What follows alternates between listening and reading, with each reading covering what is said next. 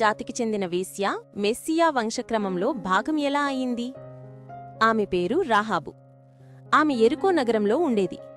అది కూలిపోవడానికి సిద్ధంగా ఉన్న పట్టణం.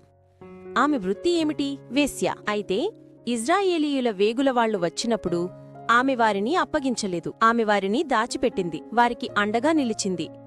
అన్నీ కోల్పోవడానికి సిద్ధపడింది. ఎందుకు? ఎందుకంటే ఆమె నమ్మింది. యెహోషువ గ్రంథం 2వ అధ్యాయం 11వ వాక్యంలో ఆమె ఇలా ఒప్పుకుంది: మీ దేవుడైన యెహోవాయే పైన ఆకాశమందున్నా కింద భూమిమీదనున్న ఏకైక దేవుడు. ఒక ధైర్యమైన అంగీకారం. ఆమె కిటికీకి కట్టిన ఒక ఎర్రని తాడు. యెరికో నగరం కుప్పకూలినప్పుడు ఆమె ఇల్లు మాత్రం నిలబడింది. ఆమె కేవలం రక్షింపబడలేదు, ఆమె ఎన్నుకోబడింది.